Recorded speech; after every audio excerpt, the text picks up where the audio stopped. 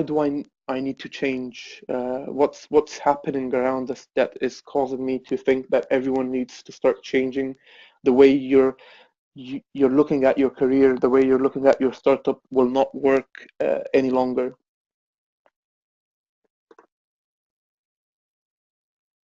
So the world is changing, okay? And it's mainly changing in six main areas that I would say these are the top areas. So there's a huge change in skills that are being needed and demanded, and I'll talk in details in each. I'll cover each one in more details. There are disruptors who are disrupting the industries you're working in, the technology that you're using. There's a huge demand for flexibility and work-life balance. People are demanding flexibility and work-life balance more than before. The time spent with your employer or your lifespan with an employer, layoffs, business mergers and acquisitions, and our need for money. So I'll give you more examples on each element for you to understand why you might actually need to change your mindset.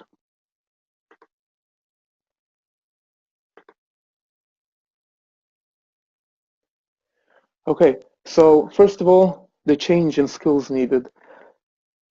In the past, if you've looked at ads, you would find a lot of jobs that require a second language, French, German, Italian, and so on. Today, you would still find jobs that would need more than one language. But if you look at the number one language that is required across all jobs, the number one language is Java, okay, which is a computer language. So you need to start to realize that the skills that companies are looking for are changing. If you speak five languages, that's great. But maybe if you're thinking about learning a new language, maybe it should not be French. Maybe you should start learning a different language, for example, Java. If you look at marketing, if you're going today to go out and get a marketing course, I would say that is history. If you want to go and get a course, go get a digital marketing course because that's where the majority of the focus is happening. That doesn't mean that companies are no longer doing offline marketing. No, they are doing offline marketing. But if you're going to start today, then you don't start from the past. You start from the present and the future. So you go out and you do digital marketing. Now, in terms of time with employer, in the past, the average was people spend 10 years with their employer. That is no longer the case. So in 2015, the global average of time spent with an employer is 4.6 years. So your employer is not going to be your employer until retirement. It will be very rare if that's the case. So the norm is that you will have three, four, five, six employers maybe throughout your entire 20, 30-year career. So you need to understand that that this is the case. So when you work for a company, you do understand that this is the average. Okay, so you don't get too excited that you're going to stay there forever because usually that won't be the case. And then you have the disruptors. So Uber is a great example of disruptors. So you could see taxi drivers in across the world, in Egypt, in India, in the US, in the UK here, are complaining about Uber. They're taking our jobs. We're losing money. Taxi companies are complaining. They're working with the government to get rid of Uber. And what Uber has done is it has disrupted that industry.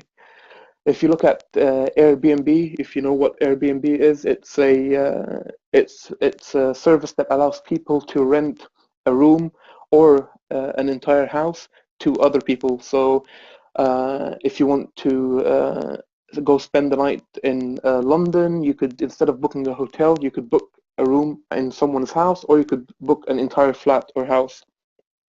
Now, I've personally been using Airbnb over the past year. Maybe I've used it 40, 50 times. So I personally have not booked a hotel room in the UK for over a year now.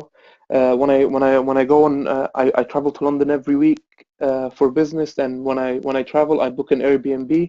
When I want to take the family on a vacation, uh, I book an entire property. You have properties that start at £25. You have properties per night, and you have properties that cost £2,500 per night.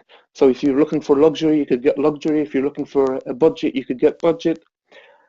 Um, and these are things that are happening right now. There are future disruptors coming. So, for example, there's going to be a huge war, just similar to the Uber taxi war, between telecom and internet companies and Facebook and Google, because Facebook are doing they want to connect the internet across the world through their solar planes, and Google have their Loon balloon project, where they want to connect internet across the world.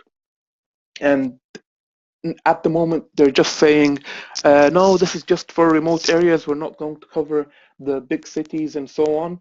But, well, guess what? When Uber started, they said this is just for New York because it's really difficult to get a taxi in New York. When Airbnb started, everyone said, oh, this is just for students to rent out an extra room so they could pay their rent, and students who are looking for a budget accommodation and so on. But the reality is there are companies that disrupt other industries. And if you are an entrepreneur and not just a normal employee, you will be able to see one step ahead. So if a taxi driver was an entrepreneur, he or she would have been able to see Uber is coming. If someone owned a taxi service company, they would have been able to see one step ahead, and then they would start to have a chance to think about what's best for them to do, rather than just now mourning about what's happening to them because of the new disruptor. So what else is changing? Our need for flexibility and work-life balance. We are demanding more flexibility. We are demanding a better work-life balance. We are demanding more money. We want more money, and we're not getting much more money. And it's really funny that I find out that people who are doing a job, the exact same job that I was doing 10 years ago, are being paid a salary slightly less than the salary I was paid.